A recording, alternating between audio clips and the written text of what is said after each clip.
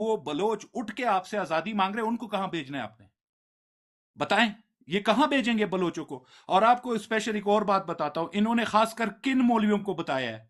गिलगित बल्तिस्तान के मौलवियों को बताया है, क्योंकि वो पंजाबी मौलवी जो है वो ज्यादातर सरकारी मौलवी बन गए हैं। पाड़ा चिनार के मौलवी गैरतमंद हैं और गिलगित बल्तिस्तान के मौलवी गैरतमंद हैं। इन्होंने उनको बुला के जलील किया है, और पता है उनको एक और भी धमकी दी गई है, आपको डेथ पेनल्टी दी जाएगी, आपको मार दिया जाएगा अगर आप ऐसा करेंगे। ये धमकी है बादशाह साहब, अगर आप मुझे देते हैं ना ये धमकी, और मुझ में गैरत है, तो मैं आपसे पूछूंगा कि भाई चलो, अगर आप में इतना ही जोर है, आप मुझे मारने लगे ना, तो उससे पहले कि आप मुझे मारे, मैं आपको मारता हूं। बलोच, शिया, सिंधी, पख्तून, ये सब इनकी नफरतों की वजह से आज मजबूर है कि इनके खिलाफ आवाज उठाए। आप फौज बने ना, इंडिया की भी तो फौज है। आप जाए वाघा बॉर्डर पे, जाए वाघा बॉर्डर पे, आपको जिंदा मिसाल मिल जाती है, जिंदा मिसाल मिल जाती है आपको। वहां पर इंडियन फौजी है, अपने बच्चों को, इंडियन बच्चों को गोद में उठाया होता है।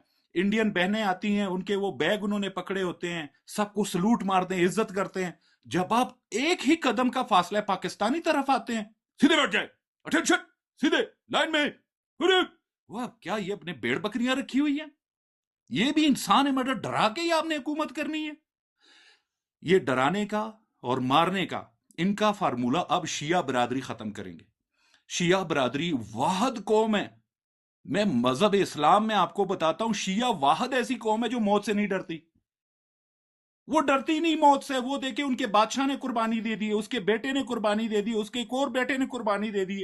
वो कहते जी हमें मारो, आओ हमें मारो। ये इतने गैरतमंद है। आप जो मिसाइल आपने अमेरिका के इस्तेमाल के लिए रखे हैं, आप कम से कम उनका रुख ही इसराइल की तरफ कर दें। थोड़ा सा ऐसे कर देना इसराइल की तरफ, और उनको बता दे भाई कि अब आपने ईरान पे हमला किया तो हमारी तरफ से एटमी मिसाइल आएगा, आप पे गिरेगा। लेकिन नहीं, आपने तो उनके टट्टे चूमने हैं। आपको पैसे मिल रहे नेतन्याहू से, आपको पैसे मिल रहे अमेरिका से, उनकी आप चापलूसी करेंगे। आपने उनकी चापलूसी करनी है, लेकिन अपने मुसलमान भाई को आपने बुरा भला कहना है।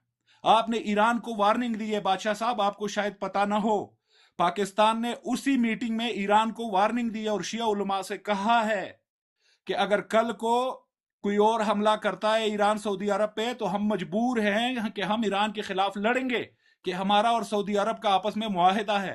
तो ये कैसे मुनाफिक मुसलमान मुल्क है? ये मुसलमान नहीं है, सो कॉल्ड मुसलमान है ये।